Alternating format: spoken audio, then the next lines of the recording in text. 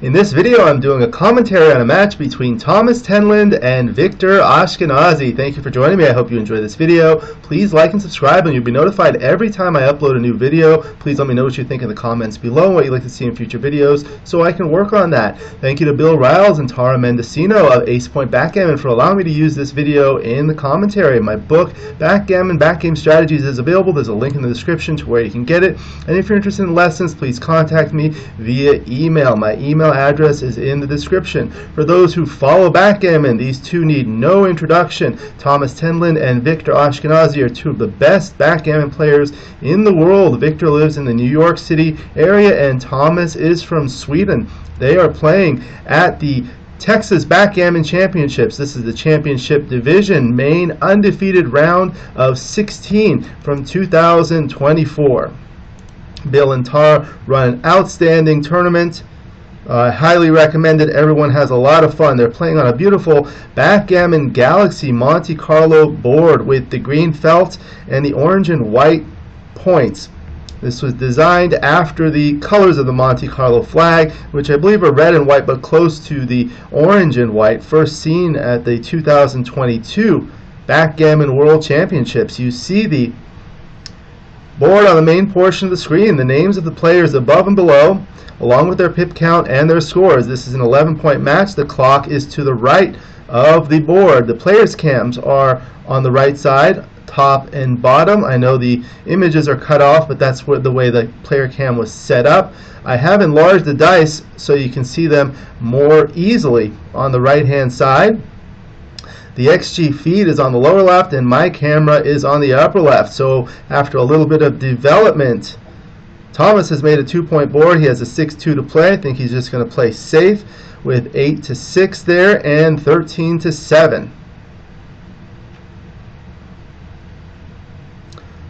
Score is 0-0. First game of an 11-point match.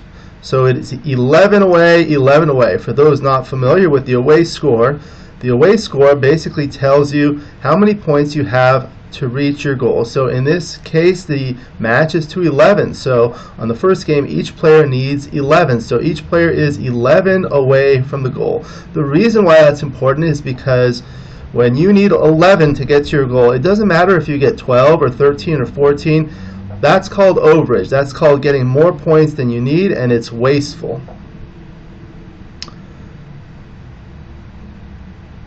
So now Thomas is able to hit with the 5-3, and he anchors up. He makes that anchor that provides a lot of security to prevent being blitzed and or primed. 4-3, that's a great roll by Victor. He's able to make the 21-point anchor, making an anchor himself. Anytime your opponent has made an anchor, it becomes increasingly important for you to make an anchor. Thomas is going to come out and probably make his 9-point. He's going to duplicate the 4s that hit. You see the 4s can hit from right there on the 21-point of Victor to the 17-point as well as the 13-9. That minimizes the number of shots. Great concept to learn for new players. Now 3-2. Victor just plays down.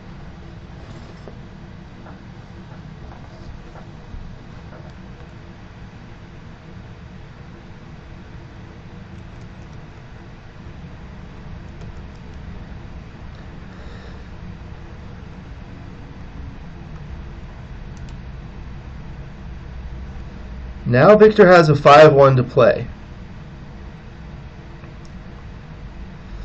So he lifted that blot and he's looking as to whether he should play 16-11 or 21-16. It looks like the computer preferred 21-16 since he's up so far in the race. 6-3 for Victor. He's going to play 13-7 and 1 behind, unstacking his 6-point, not leaving a direct shot, not leaving a blot at all. 5-1 for Thomas.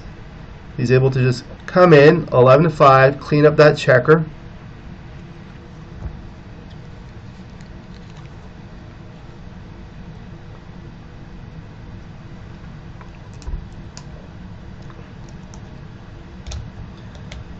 Now 6-5 for Victor.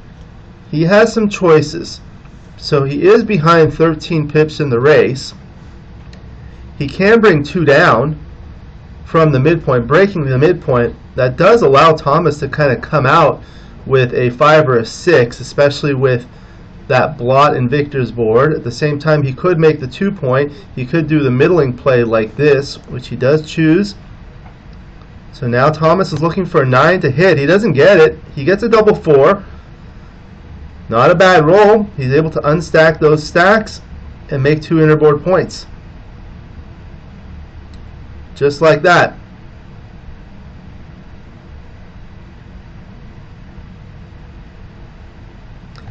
Victor is known for shaking his dice for a very long time. So with the 5-4, he can play 13 to 8, but better is to make the 2-point, unstacking the 7 and 6 point.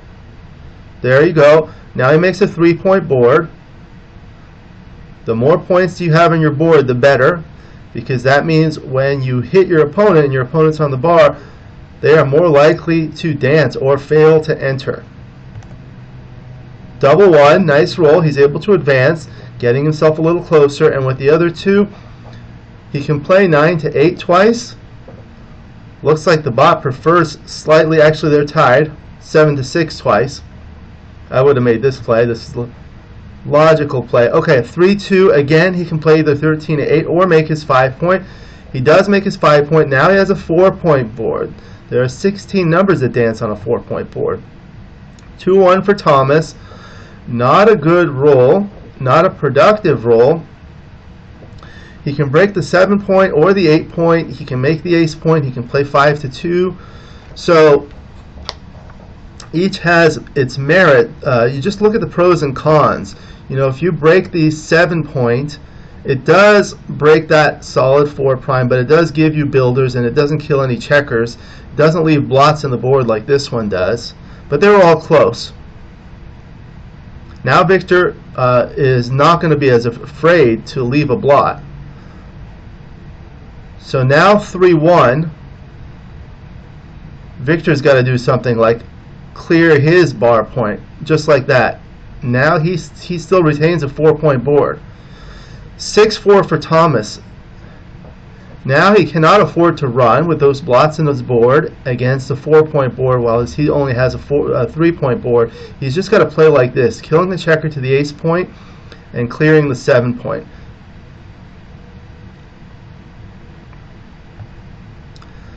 Double 1 for Victor.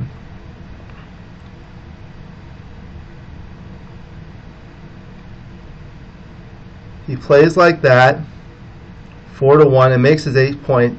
That allows him to cover his 2-point with a 6. 3-2 for Thomas. Looks like he's just going to have to clear his 8-point. That's going to make things difficult if he rolls a 6 next. Now 6-5 for Victor. So he can play 13 to 2, covering his blot on the 2-point, but then he loses the outfield coverage. The other play, called the double falcon, is 2 out from the 21-point. This term was coined by Michihiro Kageyama in his outstanding book, Back Checkers Strategy. You bring 2 checkers out like falcons, flying out into the outfield. Here it's not so dangerous because Thomas does not have his midpoint. So he's looking. He does decide to make that board, so in case Thomas does come out and he gets fly shots, it'll be strong. So the 6 is forced, and now Thomas can do the double falcon, leaving only indirect shots with 10s and 12s. That's double 6, double 5, double 4, and 6-4. 5 numbers. No, the one is no good, so he's going to have to play 8 to 5, which he does. Now Thomas is looking at a doubling decision. It turns out to be a small no double. Thomas is up by 14 pips, but he does have a long way to go.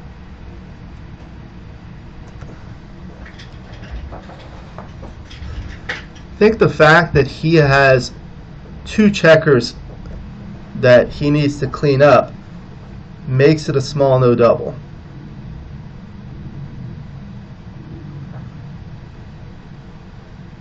So when you're deciding on a doubling decision, When you're thinking about doubling, you have to think about your market losers. A market loser is a sequence of 2 rolls which will be a pass after the roll, after the sequence. So now 5-1. He's going to have to move something. He'd like to stay back. He doesn't want to leave a direct shot, so he can play 16 to 11, and with the 1, he can play in his inner board. That's what he's doing, and he's not going to want to advance that because that will leave Victor a direct 6 shot. Now it leaves a 7, which can only be hit by 6, 1, 5, 2, and 4, 3. That's 6 numbers, and there are also the 9s, which are 6, 3, 5, 4, and double 3. So that's another 5 numbers in addition to the 6 numbers. So that's 11 numbers. That's almost like exactly like a direct shot. But he has no other reasonable alternative. So Black's going to hit about 30% of the time here. He needs a 7 or a 9 here. Victor's shaking his dice. 3-2, he doesn't get it. So he's able to cover and play 6 to 4. Thomas is looking to bring things home. 5-1, so he's able to bring that one in. And 14 to 13. Oh, those weren't 9s, those were 10s. I apologize. He could have hit with 10s. I counted that wrong. The 10s were 6, 4, and double 5. So that's 3 numbers in addition to the 6 numbers. That was only 9 numbers, not 11 numbers.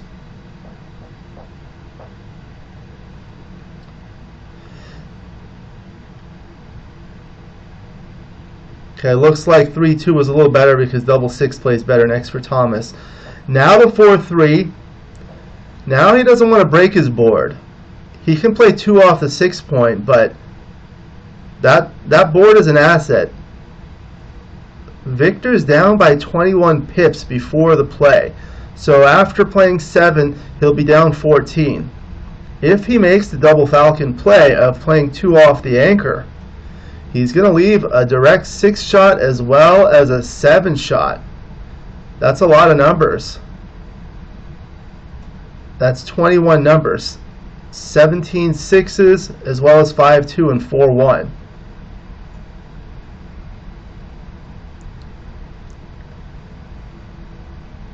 Fortunately, he's not going to lose too many gammons because he has all his other checkers home, and he has chances to win because if Thomas misses and Victor gets a shot, Victor has a closed board, so that's going to be really strong. So he's thinking if Thomas rolls a small number, such as 4-1, 3-2, 3-1, 2-1, double 1, 5-1's okay. He's going to have to hit. But now, because of Thomas's blot on his board, he has return shots. So he can hit with 3s, 4-1, or double 4. So that is 14 numbers.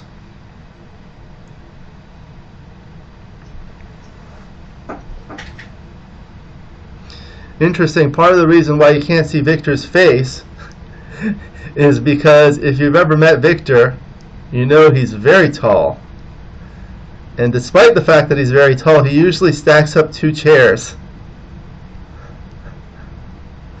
So he rolls a 4-2, he's not able to hit. Now 5-2 for Thomas. So he's going to play 2 and then the 5 off.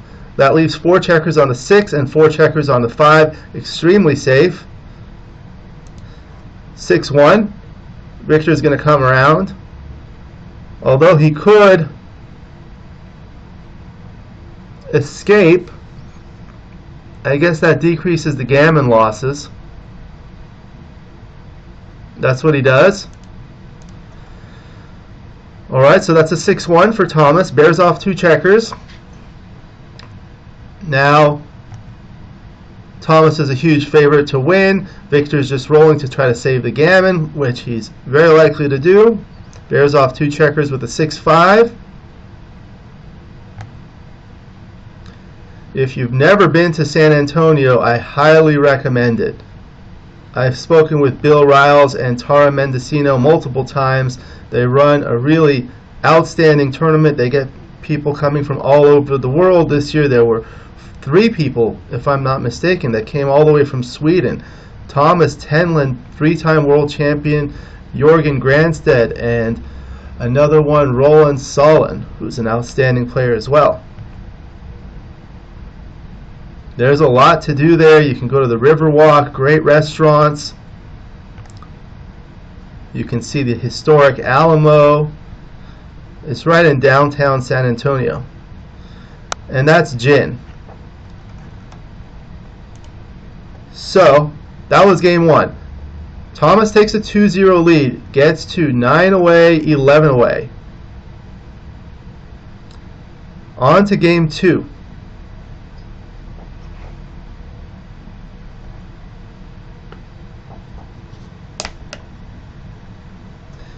(6-3) for Victor. He splits his back checkers and brings one down. That's the standard play with an opening 6-3.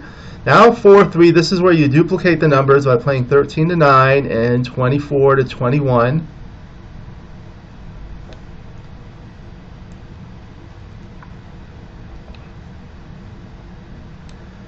(5-1) for Victor. So here he has an opportunity to make the 5-point or the 18-point, and he correctly makes the 18-point. In some cases, you want to make the 5-point or the 18-point. Now double 5. That's a good roll. He's going to point on head, and he's looking at the traditional double 5 blitz of making the 3-point with it or coming around. Now this is a big difference than the standard third roll double 5 blitzes, because Victor has made his 5-point. That is a huge asset. When you have the 5-point, that makes a very big difference in terms of a double take. So he's looking at running all the way. It does duplicate the 4s and 2s that hit from Victor's 18-point that also can be used to enter. So rolls like 6-4 and 4-1 will not hit, nor will 6-2 and 2-1. Now he's looking at this. Now there are 9 dancing numbers. He does decide on that. Victor's looking to come in. 6-3, 6-1, 3-1, double 6, double 3, and double 1. Miss. He misses. He dances. Fails to come in with the double 6. That's called dancing, also called fanning or flunking. And now Thomas has a doubling decision. This is very threatening because Thomas has a 3-point board. He has a 13-pip lead in the race, and this is a very small double. But it looks very threatening because he has a triple shot. His back checkers are split. However, because of the fact that Victor has his 5-point, and despite the fact that there's a blot on the 18-point and a checker in the air, there's not an additional blot in Victor's outfield. This looks very scary. Looks like an easy pass, but these double 5 blitz positions are very committal, because what happens is white has made the ace point. So if black comes in, if Victor comes in ahead of that, those checkers on the ace point, he cannot move to play. You only have 15 checkers in your army, and you have to use them wisely. You notice how these top players take a long time on most of their decisions. Usually they're very deliberate, but in particular on doubling decisions, because doubling decisions affect the stakes of the game. Winning 2 points versus 4 points, or losing 1 point, that's a big decision in an 11-point match. Each point is 9% of what you need to get to your goal. So I like to think about, how does a double gammon do? So a double gammon gets you 4 points. That's almost 40% of what you need in an 11-point match. That's big. Now in general, as the trailer, you can be more aggressive, which is part of the reason why this was a take. Can't blame him for passing, but that was an easy take. I think I would have passed in an instant. Alright, so now on to the next game. Victor opens with a 6-3 again. 3-1. This is correct, not to hit, but to make the 5 point. Now 5-1. Now this time he needs to make the anchor. When the opponent makes the 5 point or the 4 point, you want to anchor, but when he makes the 3 or the 2, you want to make the 5 point. Now a double 5 for Thomas.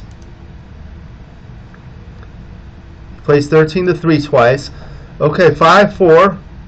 Nothing good. He has to just play safe. He does decide to bring 2 down. Now 5-2. He's going to split his back checkers despite the fact that there are 14 in the zone because he has a 3-point board. Victor's looking for something good, like a double 5. He doesn't get it, a 4-1. He's able to make his 5 point. That makes a nice point and unstacks the heavy 6 point. Thomas can hit with 9s and 7s. No, he gets an 11. He gets a 6-5, so he's able to run.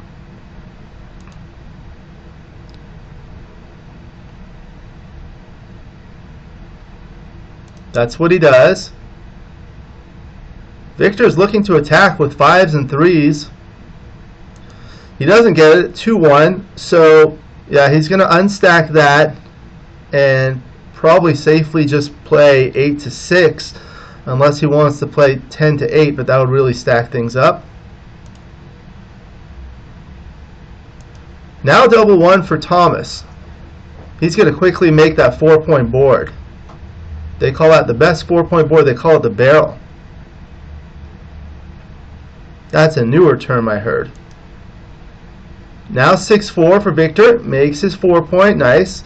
Now he has the rack, the best 3-point board. That term was coined by Bill Roberti in his new 3-volume series, How to Play the Opening in Backgammon. It's an outstanding read if you haven't read it. You can learn a lot from that. 6-5. He runs all the way. Victor's looking for a 4 to hit. He gets it. It's a 4-2. So he's going to hit with the 4 and take a look at the 2. I think he's going to want to continue that other one. That duplicates the 4s and 2s, or the 2s, actually the 2s that hit, and he's able to escape. Double 5, he dances. So now Victor has a doubling decision. He has a very solid position. Thomas has 1 checker on the bar against a 3-point board, and Victor is up by 5 pips in the race, but that's going to increase after the next roll. Victor's next going to try to clean up those blots in Thomas's outfield, and then he'll have a pretty easy time containing that lone back checker. These are the kinds of things you want to think about when considering the doubling decision. Additionally, you want to take the score into account.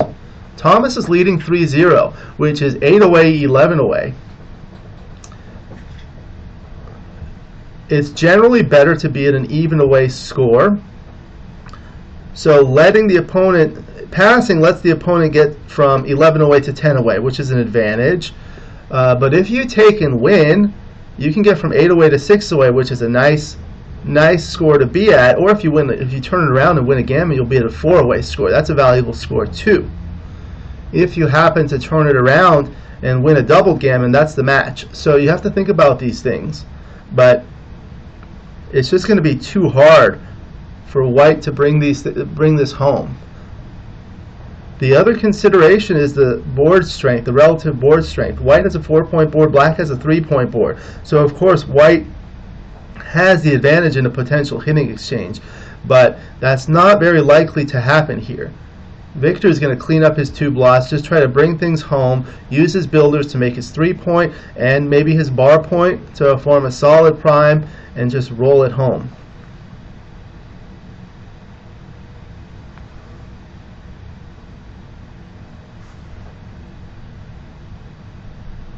And he passes. So now it's 3-1 in favor of Thomas. 8 away, 10 away. On to the next game. This time Thomas opens with a 6-3, making the standard splitting play. And the 4-3. This is what happened previously. Now this time Victor is doing it. He learned from Thomas. Now double 3. So a lot of options. Anytime you roll a double, stop and take a deep breath. I learned that from my good friend John O'Hagan. There are usually many more options with doubles than with non-doubles, so it's important to look at everything. Look at all the things you can do. So he can anchor, he can make the 10-point, and the best final 3 is just to bring 1 down. The most common errors people make with doubles are not identifying all of the choices. Victor's going to want to anchor here. He cannot. He rolls a 5-2. He just makes his 4-point. Now Thomas can attack with even numbers. 6s, 4s, and 2s. He gets it. 6-4. The only downside to that is he's unable to unstack his 6-point. Victor's going to want to come in. 3-2. That's a good roll. So he's able to anchor on the 22-point. That's the butterfly anchor. That's another term coined by Michihiro Kageyama. Now double 3 for Thomas. This is a difficult one. He's ahead in the race, so he's going to want to advance that anchor. And it's very natural to make the rack there with 8-5 twice, but it looks like it's a little better to make the bar point. Better landing spots for the remaining back checkers to come home, and you allow for the potential of unstacking the 6-point to make the 5-point. Now those 3 checkers on the 6-point have nowhere to go but behind the anchors. But anytime you can make the 5-point, you should definitely consider it.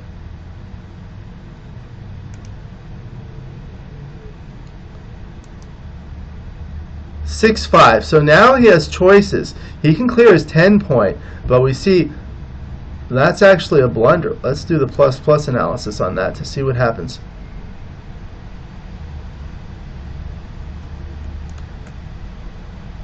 XG stands for Extreme Gammon. It's the strongest backgammon software available. It will analyze things. The plus is the strongest non-rollout feature. He correctly plays 2 down, leaving a direct shot. Victor's looking for a 6. He gets it, 5-1. He's able to hit. Now, Thomas is looking at doubling from the bar. This is not a frequent thing to do, but these top players think about all these things. So what are all the numbers that can hit? So he can hit with any 7, 6-1, 5-2, or 4-3 on the bar point. But additionally, he can hit with 1s and 4s. So 5-4, 4-2, 4-1 will hit, as well as 5-1, 3-1, 2-1. And the 3s will hit too. So he has a lot of rolls. In particular, double 3 will play really well because it comes in points on head. He can also roll something like double 5, which will come all the way around. He has a lot of good numbers, and he has a 3-point board, so in the event of a potential hitting exchange, he'd be a favorite. And he sees that Victor has 3 blots scattered around the board. You see, White is winning 64% of the time with 26% gammons. If Thomas wins a double gammon, he gets from 3 to 7, which is from 8 away to 4 away. That's a valuable score to be at. The reason why 4 away is a valuable score to be at is because a double gammon wins you the match with perfect efficiency. No overage, no extra points. It gets to exactly 11 points. That's very valuable. Anytime your score is even away, that's valuable, in particular if it's a value of the cube, such as 2 away, 4 away, 8 away, etc.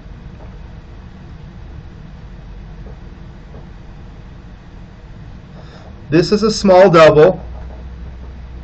Most people wouldn't double here from the bar, but that's part of what makes Thomas such an outstanding player. Now, before he takes, Victor will take a picture. So Victor was thinking about the take decision while Thomas was thinking about the doubling decision. So he does decide to take. Easy take, double 6. Terrible roll for Thomas. Now Victor's a favorite, just like that.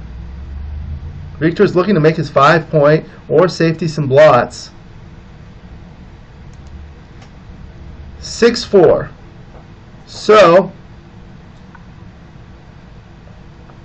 he can cover the blot with the 6 with 13-7 or 22-16.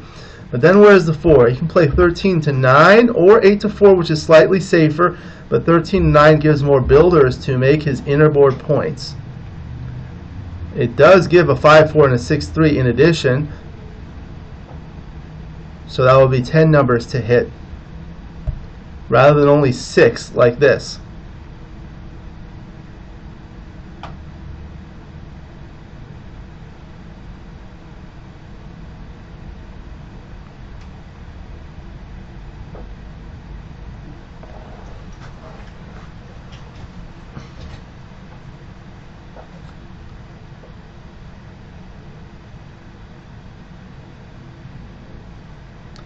This has the advantage of giving many more numbers to make the 5-point or the 3-point or even the 7-point.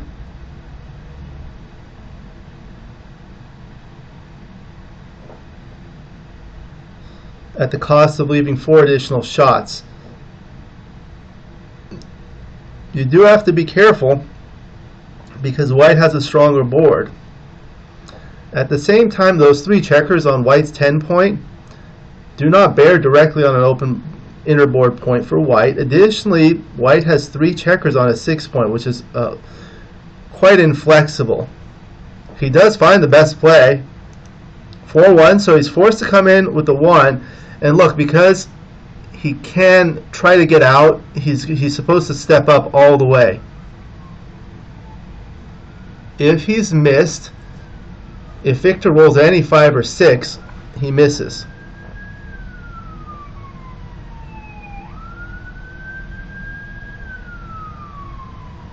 He would have to hit loose likely.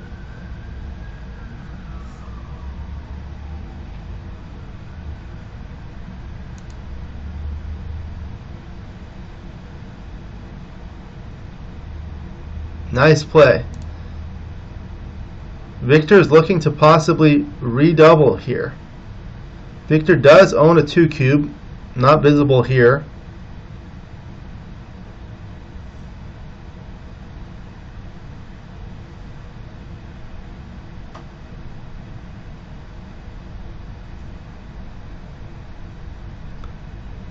He's shaking his dice, getting ready to roll.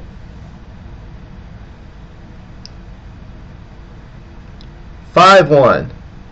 So, see, that's a roll where he can't hit. He's just gonna have to play safely like that.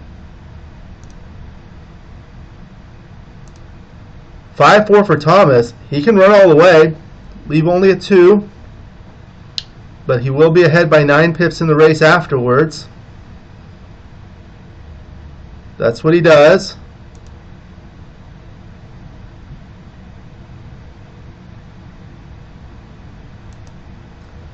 $3-1, unable to hit, but he makes his 5-point. Thomas is looking to clean up. 2-1, he's able to do that. So he plays the 1 there, and he can either play 6-4 or 11 or 10-8. He chooses the latter. 5-2. Now the race is relatively close, but Victor is behind. He needs to maintain that contact. He can't break a 16-point anyway without leaving a shot, so he just brings 2 down. Now 5-2. He just spreads things out. Victor's looking for a big roll to go ahead in the race. 2-1, not the right roll. Just going to play 8-5.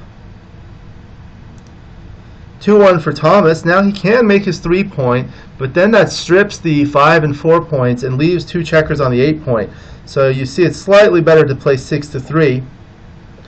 It's unlikely that there's going to be an immediate hitting exchange, and this leaves a lot of numbers to make that 3-point next and maintain the flexibility. So 6-2 is just going to play all the way, 11-3, slot the next point. 3-1 for Thomas. You see a theme here. You make the next point and slot the following point.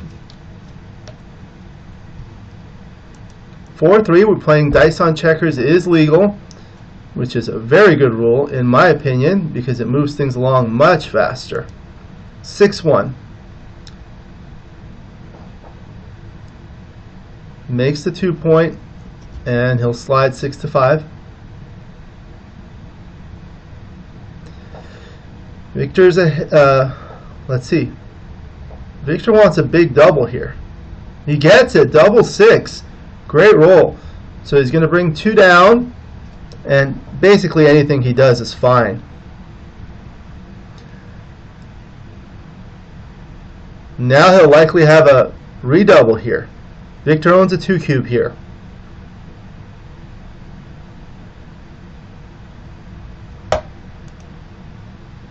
Victor's ahead by 20 pips, but Thomas rolls a double 6 to match him. That saved the cube.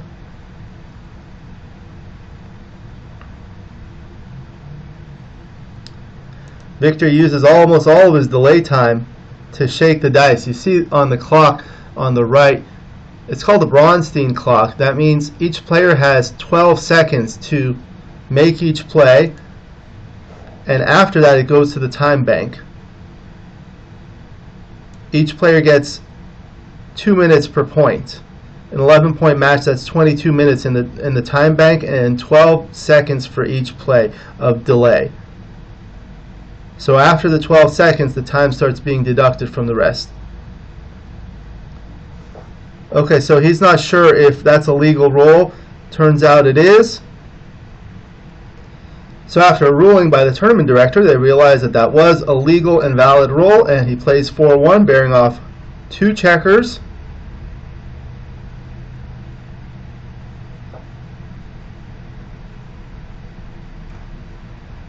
Double 4, great roll for Victor, bears off 4 checkers.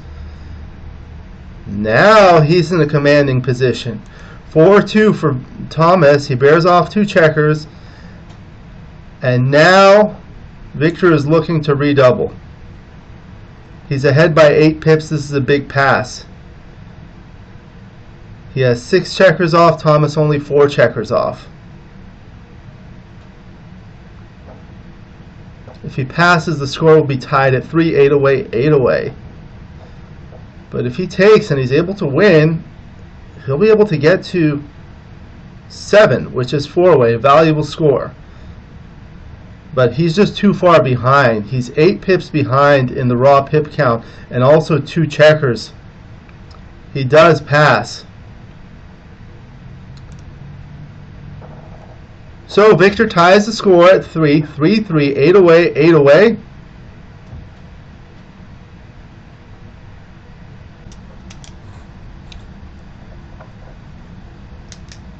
After a short break, the play resumes.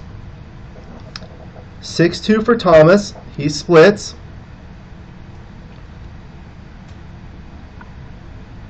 Six-1, good roll for Victor. He makes the bar point on head, forming that 6-1 formation. Now 3-1.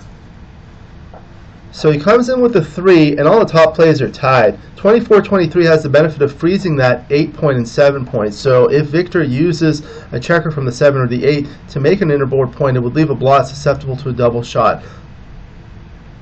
Unless he points on head, of course. So 6-1. Brings one down from the midpoint, 13-7, and plays 24-23. Now 4-3 for Thomas. So nothing great. He's just going to have to play all the way out. That duplicates some 4s, like 4-3 that can anchor and hit, and 5-4 and 4-2, things like that. 6-4. So he is able to hit with 24-14, but he can also hit twice with 13-9 and continuing. The benefit of that is it puts 2 checkers in the air. 2 on the bar is better by far, as they say. And he'll have, 11 checkers in the zone for attack. It works really well if he's missed, especially with those split back checkers Victor has. He does decide to hit with 24-14. Now 5-3. He comes in with the 3 to anchor and hits back with the 5. Now Victor's on the bar. 6-2. 2-6 from the bar. That's a Ray Fogerland. He's famous for saying that because the 2 is usually forced to come in from the bar and the 6 is awkward. 6-1 for Thomas. He's able to make his 5-point and unstack his 6-point nicely. Good roll. 5-2. Not very productive. He can break his midpoint, but he still has those 2 checkers back. He's just going to run despite the fact that Thomas does have a stronger board. He is ahead in the race. He's going to need to race. 5-1. So he's just going to bring one down and slide from 6 to 5.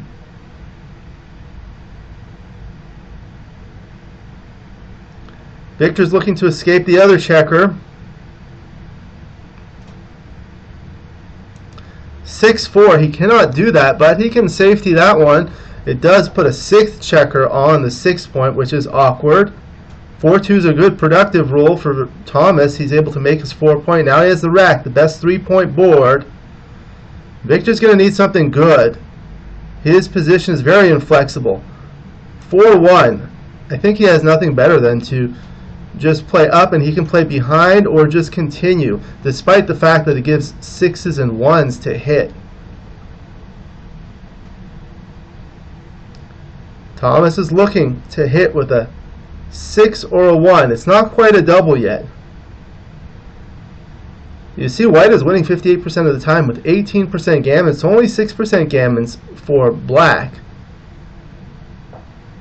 But he's just not winning enough with those 2 checkers on the 3-point.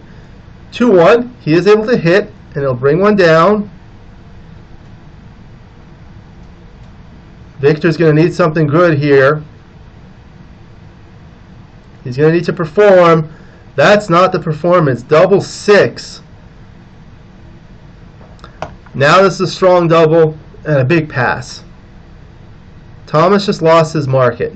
Losing your market means rolling a sequence where it was a take before the last roll you had, but now it's a pass. So now White is up to 72% wins with 25% gammons. That's a lot. 2 gammonish at this score. Victor correctly passes. You see these players are playing outstanding, superhuman performances.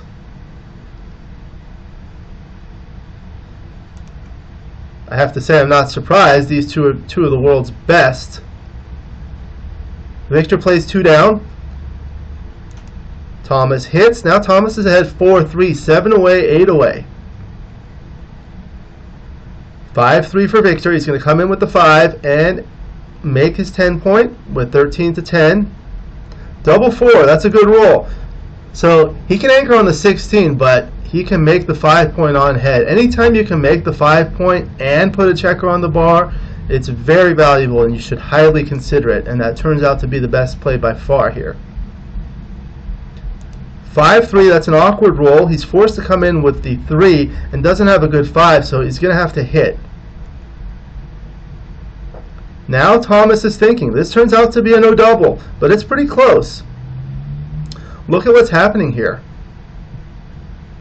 White has 10 checkers in the zone to attack. He's shooting at an ace. He can also hit with 5s and 3s and only has 1 checker all the way back and 1 checker partially back, whereas Black has 3 checkers all the way back. White is winning 66% of the time with 24% gammons. White's a big favorite here, but not quite a double yet, but it is close. If you look at rolls like 5-1 and 3-1, they hit twice. Double 3s and double 5s are really good too. 3-2, so he comes in with the 2 and he's going to hit loose with the 3 that's able to put a checker in the air and unstack the 6-point. Victor's going to want a 3 to hit back, preferably with a 5 that can cover. He gets a 3, 2-1, he comes in and hits. Now it's not quite a double because he has 2 checkers back, but he rolls a 3-2. Looks like he can do the same thing as last time. Just put another checker in the air. Victor's looking for another 3.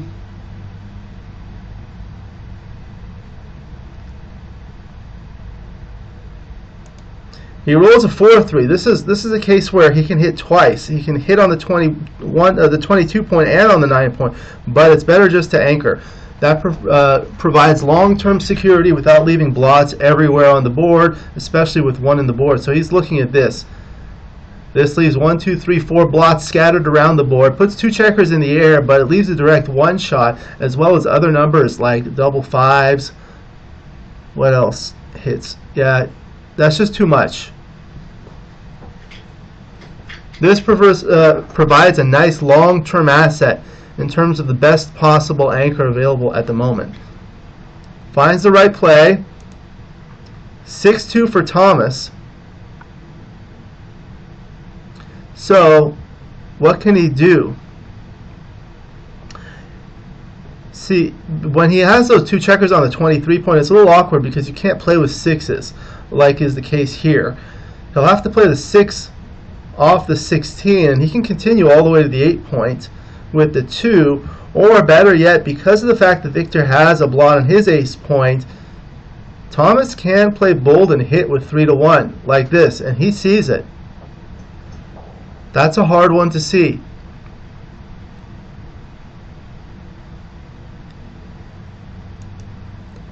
Four, 3 from the bar for Victor. So, not a lot of productive options at all. He can come in with the 4 and continue to the 18 point. He can play 13 to 10. Looks like the best is 8 to 5. Slots the next point you want to make and doesn't leave an additional blot elsewhere.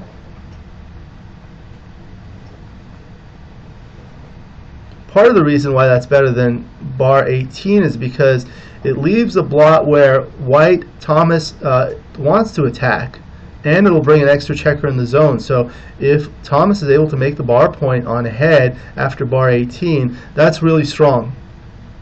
There's also hidden cover numbers.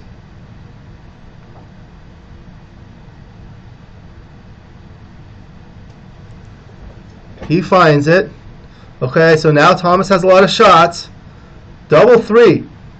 That's 1.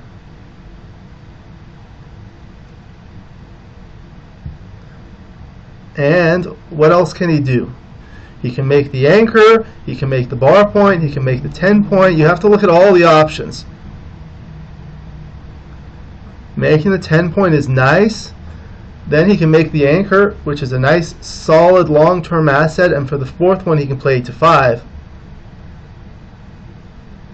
Make sure you see everything when you're playing doubles. Now Victor's on the bar looking for a 1 to hit, a 5 to cover. He rolls a 6-1. He hits and continues to the 18 point. 6-5 for Thomas. Comes in, and he can either continue, which the bot likes, or hit loose. Problem with hitting loose with 13 to 7 is it leaves 2 blots unnecessarily and leaves a lot of return shots, and you don't really want all that volatility. When you're ahead in the race already, you're ahead in the score, you have the better anchor.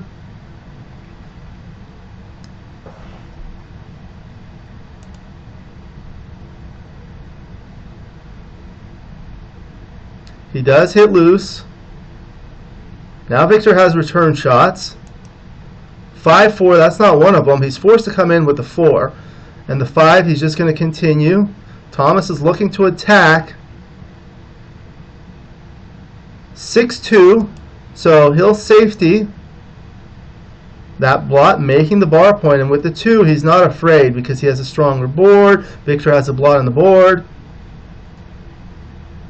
Victor likely should not hit with all the potential hitting numbers. Like 6-4. He's not going to hit here. He can safety the checker on the 16 point. Just like that. 4-1. He's just going to go all the way.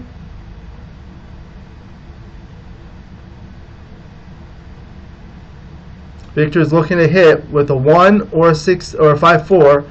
He gets a 6-1, so he's going to hit and continue, stacking big stack of checkers. Now Thomas is on the bar. Again, he's looking to double from the bar. This is a very difficult decision, but you see, with that blot on the board, white has a 2-point board and a solid 4' and a broken 5' on the other side, and also black's position is very brittle and inflexible. There's a stack of 7 checkers on the 6-point, and the 8 and 10 are stripped with the blot on the ace point. White is winning 69% of the time here with 15% gammons. That's a lot. He does decide to double. Turns out to be a small no double. Victor's taking a picture again. And he correctly takes 2-1. So he hits, and he can continue. But look at that. It's better to go 20 to 18. You don't need to be afraid. That just gives more flexibility, possibility to hit another shot.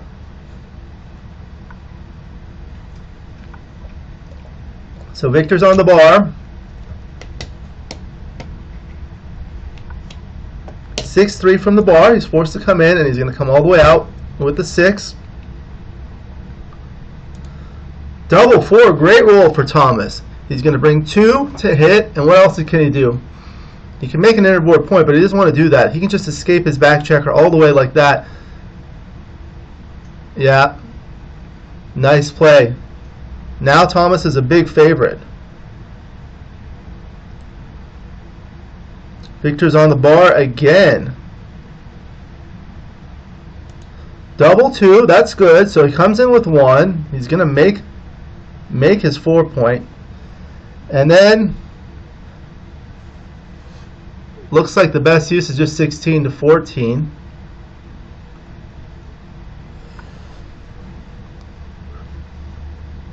He does play 6 to 4. That kind of buries a builder prematurely. 5-4. Thomas is just going to run. 4, and then the best 5 is just to go. Now Victor can hit with a 4 or a double 2. If not, Thomas has a big racing lead here. 5-2. 5. He's going to make that anchor. Victor is holding a 2 cube here.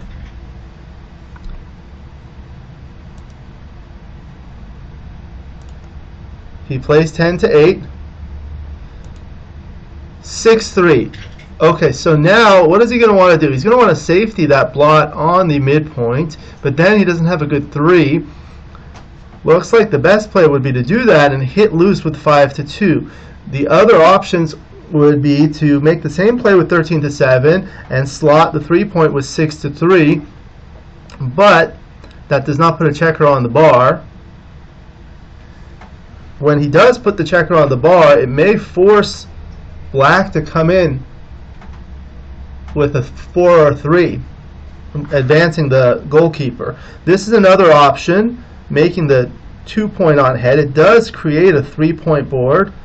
It does give hitting 4s, which are duplicated twice, to hit on either place or to come in, which would leave the super joker double 4. Or he can play 13 to 10, 12 to 6, which safeties that blot and starts to clear the next point.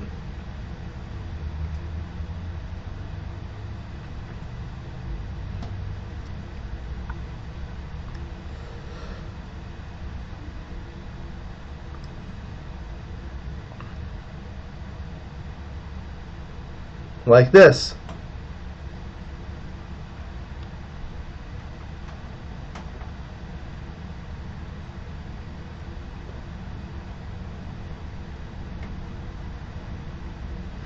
Goes back.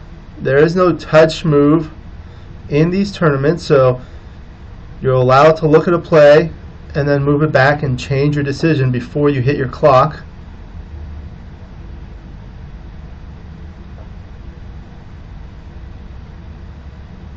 But it is important to go back to the original position. That just makes things easier to see. He's looking at pointing on head again. That's what he does. So now Victor's on the bar.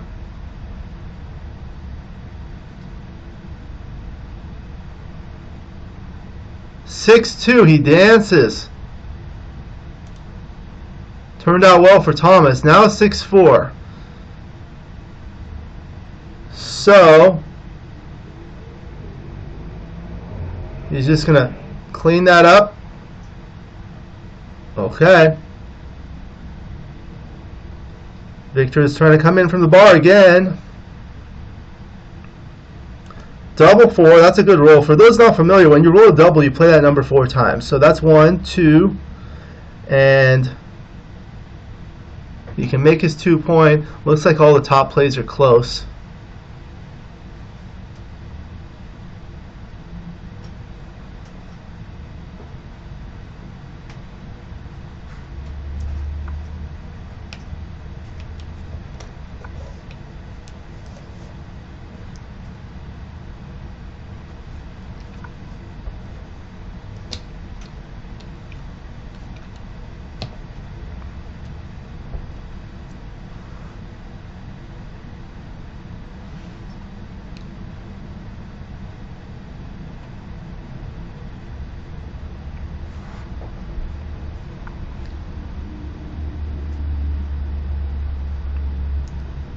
He's looking. Thomas is enjoying his snack.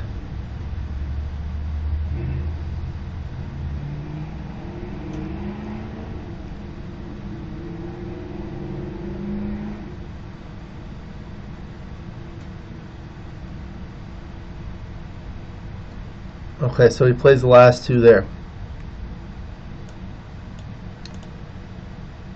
Another 6-4 for Thomas.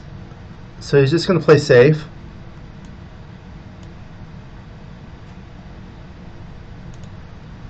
(4-1) for Victor.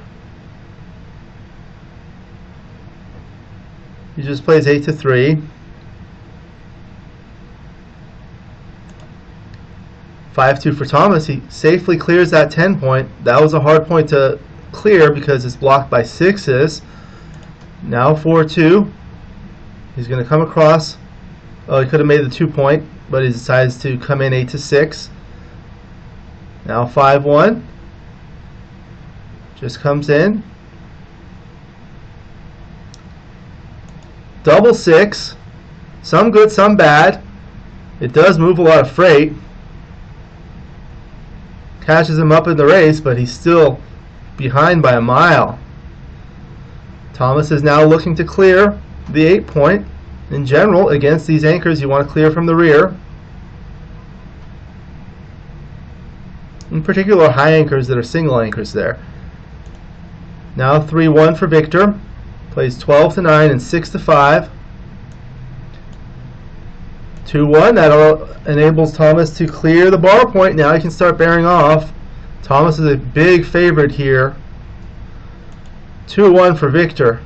He's just going to come in and try to save some gammons there. 5-4 for Thomas. So he can play 2 off the 5-point. That's going to win some more gammons. Or he can play 2 off the 6-point. And that'll leave him with 4 checkers on the 6-point. Or having 6 checkers on the 6-point is good. If you have an even number of checkers on the highest point, that's usually good. Because if you have 5 checkers on the 6-point and rolls a subsequent double 6, that's going to leave a shot.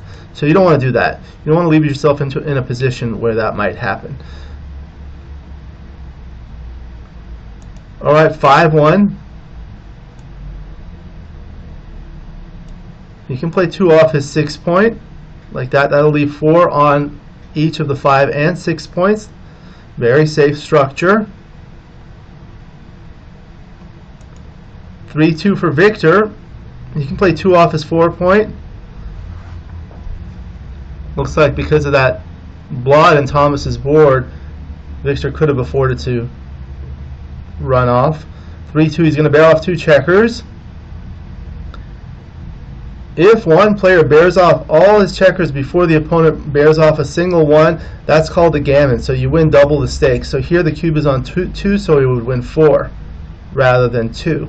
If the cube were in the middle, he would win 2 rather than 1. And you can do that in a match because there's no Jacoby rule. The Jacoby rule is used in money play or unlimited games, and that states that gammons and backgammons do not count unless the cube has been turned.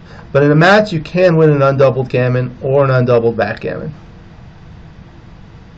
Jacoby rule was named after Oswald Jacoby, one of the best players in backgammon of his time, Hall of Famer, wrote one of the great books that were first published on backgammon called the Backgammon Book with John Crawford, after whom another rule is named the Crawford rule. The Crawford rule is used in matches, and that states that when one player gets to within 1 point of winning the match, there is no doubling for one game. So for example, this is an 11-point match. As soon as one player gets to 10 points, the doubling cube may not be used for a single game. That gives the leader a little bit of an edge. After that, if the trailer wins that game, the Crawford game, the trailer may double at his first opportunity, and that's usually what happens. So Victor saved the gammon, but Thomas is a big favorite to win 2 points to get to 6, 5 away, 8 away.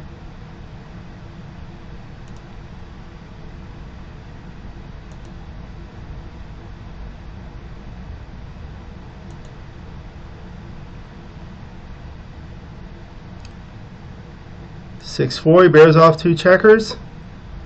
Slightly better than 50-50 to win. Yep, there. He got it to bear off both checkers on that single roll. So Thomas wins that.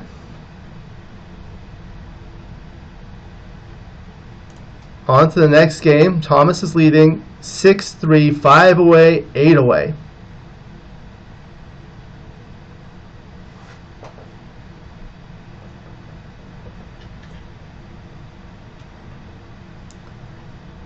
So with an opening 6-4, as the leader, you just want to run.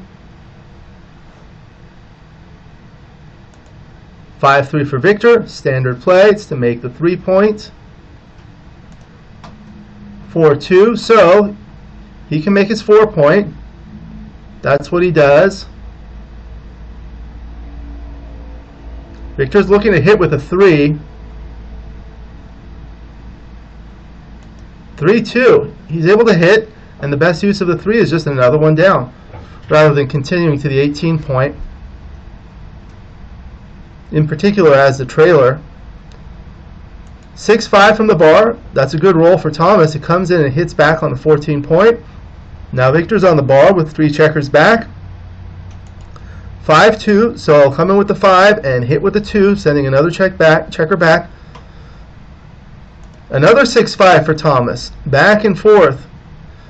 But now Victor has 4 checkers back. 5-3. So he comes in with the 5, and with the 3, he can play 10-7. Looks like it's a little better to play 8-5 when you have the security of 2 anchors. You can play a little bit more loose and try to slot the next point you really want to make. If he makes the 5 point, that's a little better because that makes a 3-point board.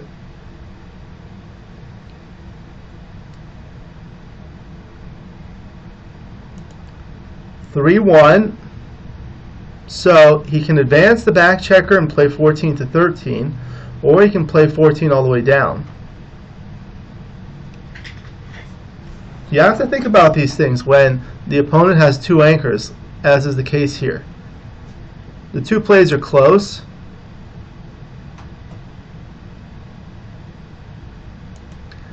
(6-5) for Victor. So there are multiple reasonable options. You can hit twice, you can hit once, make the bar point like this, or you can make the ace point on head, which gives 9 fanning numbers. They're all about tied. Now Thomas is on the bar. 6-3, terrible roll. He dances. He can't come in. Now Victor is looking at possibly doubling. At this score, it's a borderline no double. He does have all those checkers back with blots everywhere, but he does have a 2-point board with 2, 4, 6, 8, 10 checkers in the zone, looking to attack. Black's only winning 57% of the time, but 23% gammons. That makes it very close. So now 6-4. He's going to bring that down to the 9-point and secure the 20-point anchor likely. There you go. Yeah. There's just a lot to do with all those checkers back. 4-3. Now that's a great roll. That's a much better roll than 6-3. He makes that anchor. Very good roll for Thomas. 2-1. He's just going to clean up, leave only indirects. 4-3 does not hit, so only 6-1 and 5-2, 4 numbers. 5-2, that's one of them. He's able to hit. Thomas is getting good rolls at critical times. 3-2, so he's going to come in with a 3 and hit, unstacking the 6-point with the 2, hoping that Thomas dances or rolls something awkward. 5-3, so the 5 is forced, and the 3, he'll try to gain a tempo by playing 6-3.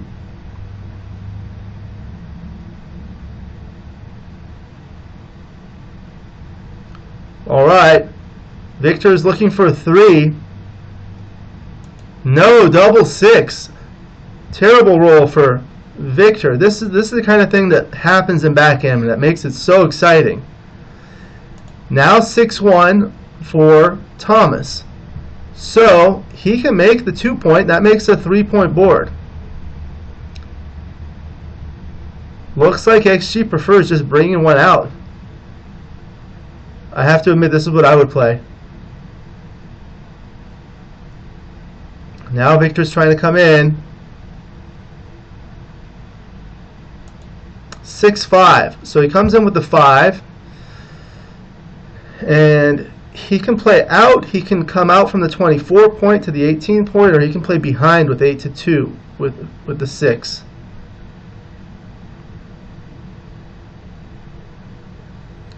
He does come out. Double 4. Okay, so again, looking at all the options.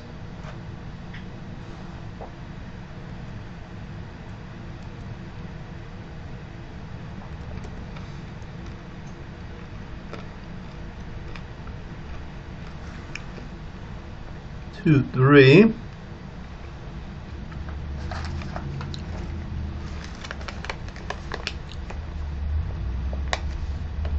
Or you can make the 9-point. Safety.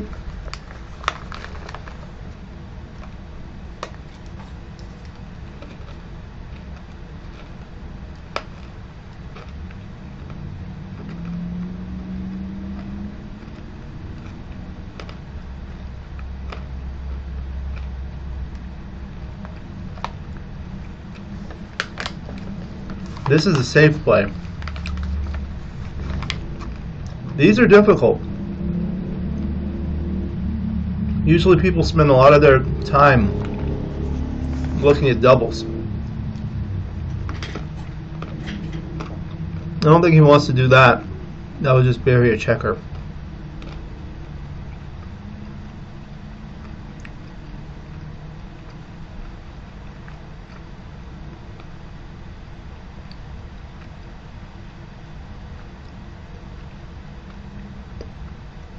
Now Victor shaking his dice. 3-1. So he can make that second anchor there on the 17-point. 4-2 for Thomas. Nice roll. He can make his 12-point there.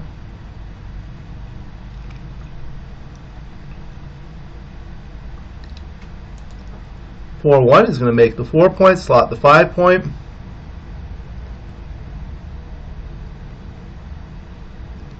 Thomas is looking at possibly doubling. This is not quite a double, especially at the score, despite the fact that white is winning 64% of the time. He rolls a 4-3.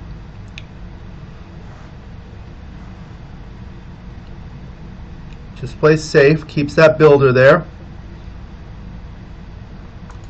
2-1 for Victor. He's able to make his 5-point.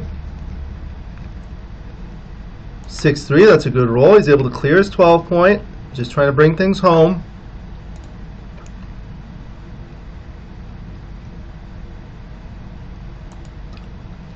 6-2 for Victor. He's going to keep his anchors there.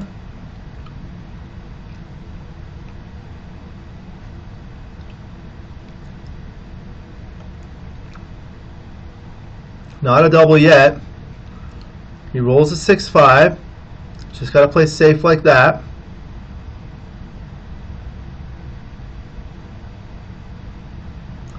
(6-2) for Victor. Just going to play behind.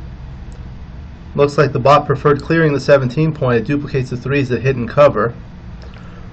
Now he's looking at doubling. So he's up 28 pips in the race. He has to clear the anchors, but at the same time, Victor's probably going to move something from the other side if he rolls a 6. And the numbers that are blocked are different. So 5s are blocked and 4s are blocked. So smaller double, but comfortable take, especially at this score. Now 5-2, just got to play safe.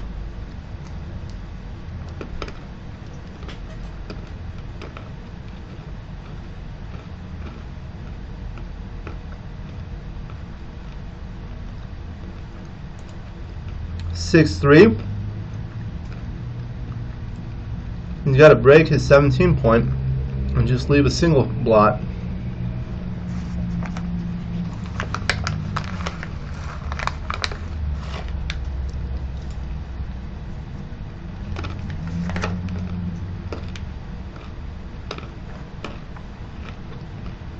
That's what he does.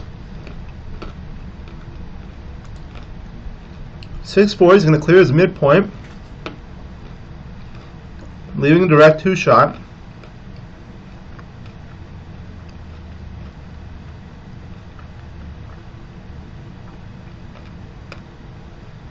Now Victor needs a 2. Shaking his dice. He gets it. He gets a 5-2, so he hits. And with the 5, he can either continue or play something else.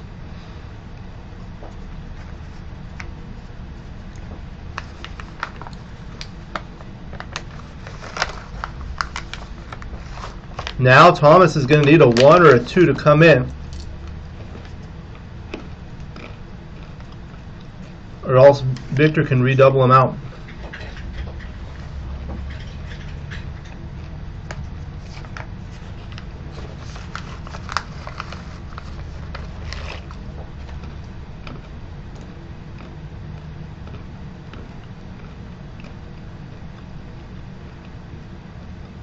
Does play 11-6. Thomas dances with the 5-4. Now Victor's taking a picture. This is a strong redouble and a big pass.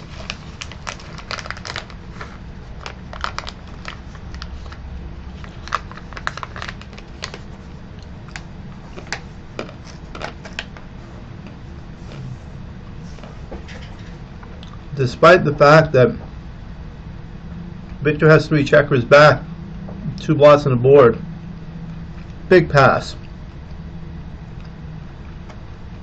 So the score is 6-5 in favor of Thomas. 5 away, 6 away.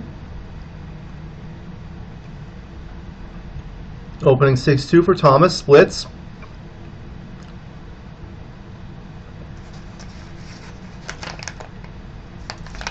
Double 1 for Victor. He's able to point on head and make the 5 point. Good roll. Double 1 for Thomas. He comes in. He's going to make his 5 point and split the back checkers.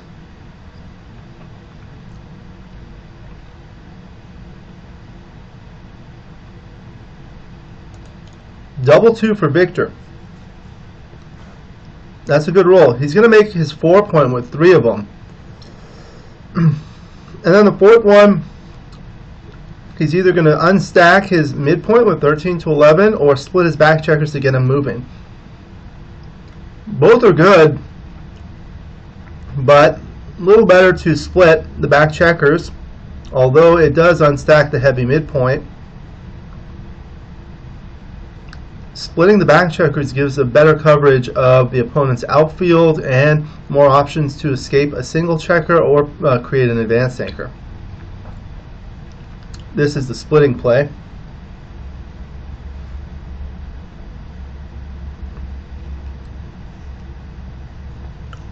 He does bring one down. 6-2. He's going to advance and play 11-5 likely to safety that checker and create a builder on the 5-point.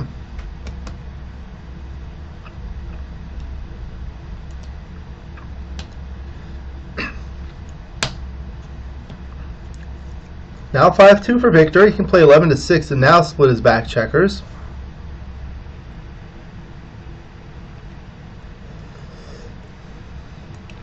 Double 4 for Thomas. He can't move his back checkers. He can make his 9-point, but then what?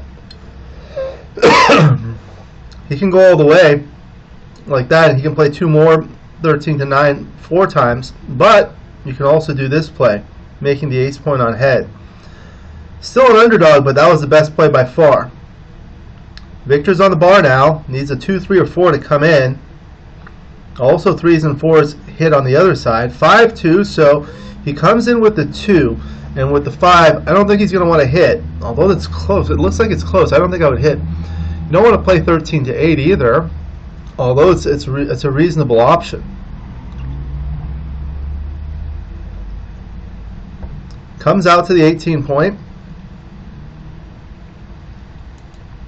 3-1. So he could anchor up and play 8-5, but that's too passive. He has to do this. Hitting 2. Creates 9 dancing numbers.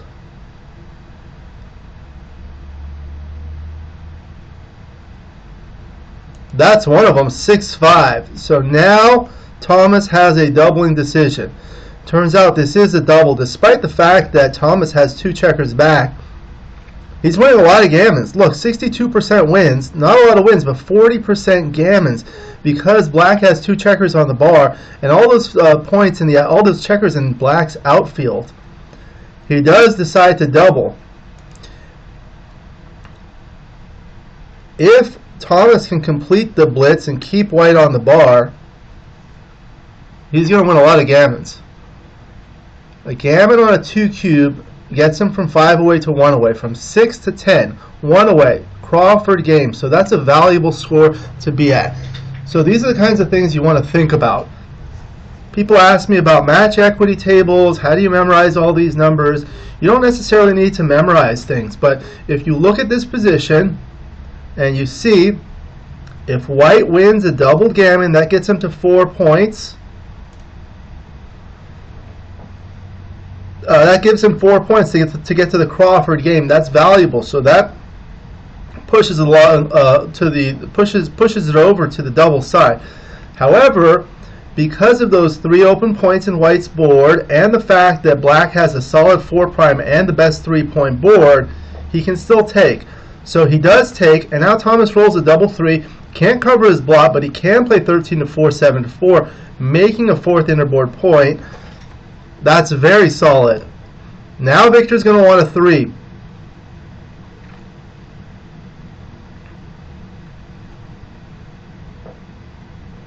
Nope, that's cocked. The dice have to land both on the right side of the board, on the player's right side. Double 4, he danced. This was a market losing sequence. Now Victor would have to pass. 3-2, he's able to cover. Alright, Thomas is looking to continue and complete the blitz. Victor wants a 2. No, he dances with a 6-4. 2-1 for Thomas, so he's going to anchor. And with the 2, he can bring one down. Because Victor has 2 on the bar, he cannot hit that blot on Thomas's midpoint. Comes in with a 5-2, brings in 1 checker. Thomas is looking to continue the attack. 6-1, he's able to hit, and he doesn't want to lift the block quite yet. He can play 11-10 with the 1, or play 3-2, which basically shifts everything. It brings that checker on the 11 points to still within 7 points of the other one, but the other one it would be 10 points rather than 11 here. 6-3, he dances again. All right, Thomas still has work to do. Double 4. So 1, 2, he can cover, and he can't move his back checkers.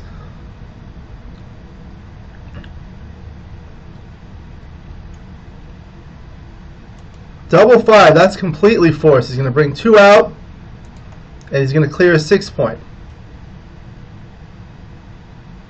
Victor's looking for a 6 or double 6 from the bar.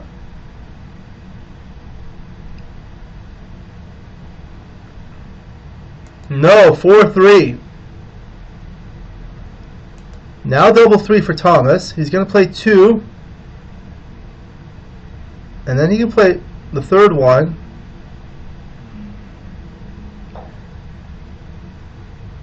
Looks like it's better to play 11-8. The double 6s are okay here, but the other way they would bear off and you'll have even on the highest point. 4-1, Victor dances. 5-1, he's going to play all the way. The 5 is forced, and he's going to have to safety that with the 1.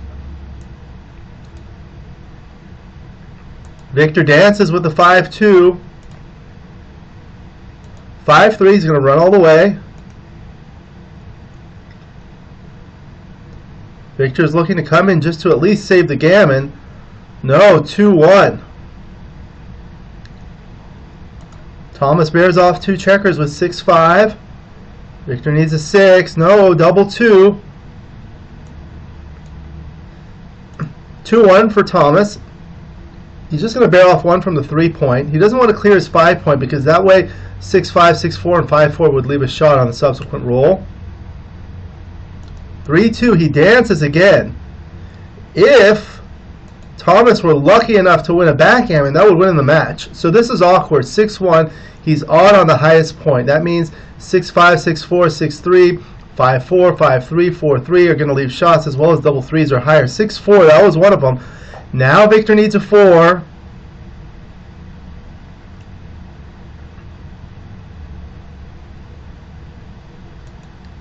(3-2). He dances, or 3-1, either way. Now 4-2. So here it's better to play 4-2 and 3 off. Either way, you're going to have to leave a shot. But if you play 4-2, 3 off, and you roll 2 big numbers, you're able to bear off 2 checkers and leave an even number of checkers on the highest point. If he plays 4 off, 3-2, then there are a lot of repeaters. Now Victor's going to need a 3. Shaking his dice. 6-1. He doesn't get it, but he brings in 1 checker. One thing I notice is that Victor shakes his dice for a very long time, and the final shakes, usually what he does is he taps the board with the cup, taps the table with the cup. 4-3. He comes in, and he's not going to be able to save the gammon. He concedes. Thomas wins a gammon. After a short break, the players are back. Thomas leads 10-5 Crawford. 1 away, 6 away Crawford. So the doubling cube may not be used for one game, the Crawford game. After an opening 5-1 split, Victor replies with a split of his own with the 5-1. Now 3-1, he's able to make his 5 point, the strongest point on his board that he does not currently own. 5-2 for Victor. He's just going to have to play down and advance. Thomas would like a 4-2 or a double 4, double 2. No, he gets a 6-1. That's still pretty good. Makes a solid 4 prime. Victor's looking to anchor. Well, he rolls a double 6. He's able to escape and make the 2 point on head. That's a good roll. Thomas is looking to come in and hopefully anchor. 5-4 would be duplicated. 6-4. With 5-4, he could either anchor or hit. Probably better to anchor if he had rolled it. Anyway, 6-4, he's able to come in and come out. Now Victor's looking to attack. He can't with a 4-1, but he can make his 5 point. Nice roll. Unstacks the 6 point, makes the 5 point. Now he has a 3 point board. 2-1 for Thomas. He's going to safety and play 6-5. Now Victor has to worry about his back checker and attacking on his side. 6-2. He's able to do one of those things. Bring one out. Thomas needs a 4. No, he rolls a 2-1. He can't hit. He can at least make his 4-point nicely. Make the best 3-point board, the rack, as well as a solid 5 prime. That's a formidable blockade should he ultimately hit a checker. Victor's looking to escape the back checker.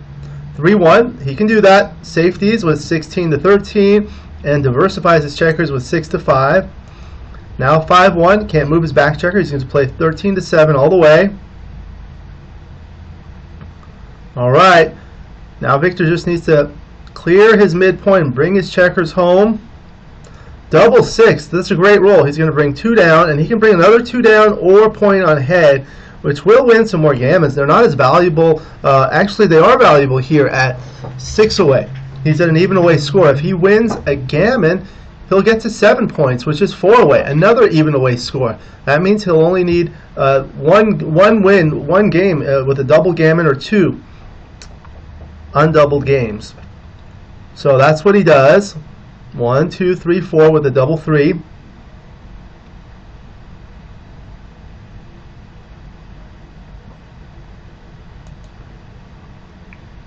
Three, 1. So he can pick and pass just like that. It's going to win some more gammons. Thomas needs a 4-3. No, he rolls a 5-1. Now Victor's looking to close his board. 5-2. He can make his 3-point. Very good. That increased the gammons.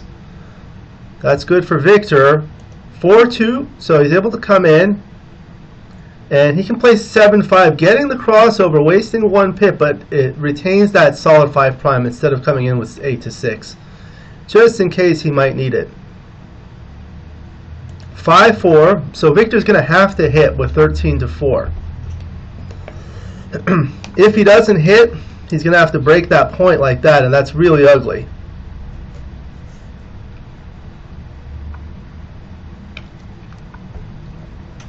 That's part of the reason why Thomas left his prime intact.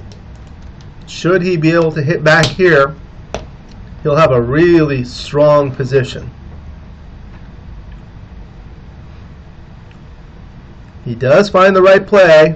Thomas looking for a 4. 4-1, his best number. He's able to come in and hit another checker. Now he's in a commanding position here. Victor rolls a 5-2 from the bar, brings in 1 checker. 3-2 for Thomas. He's able to point on head.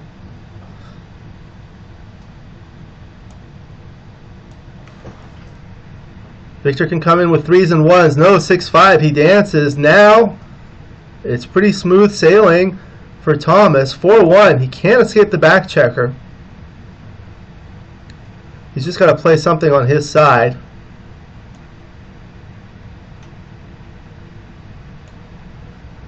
Just like that.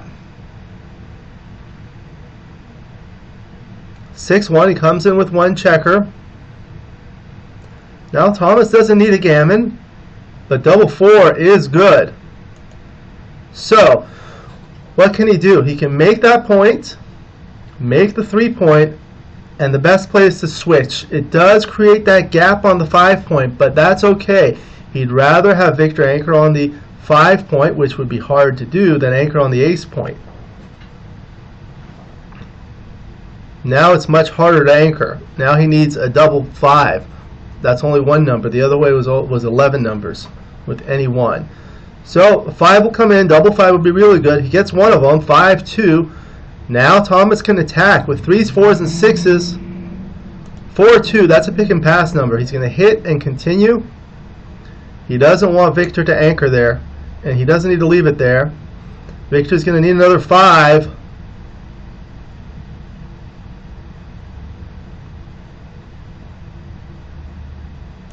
No, 4-1, wrong 5. He needed a 5 on 1 die. 6-4 for Thomas. Can't make the 5-point, but he can't escape the back checker. Best he can do is just run all the way. Victor's desperate for a 5 or a double 5.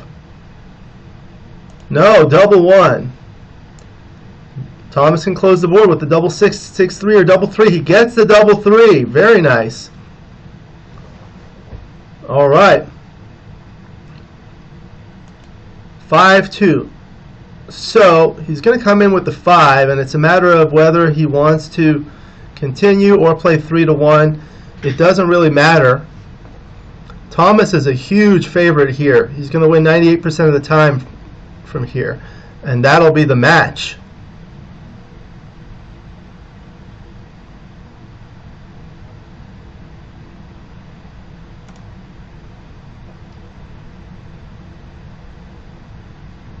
He's looking at 11-4.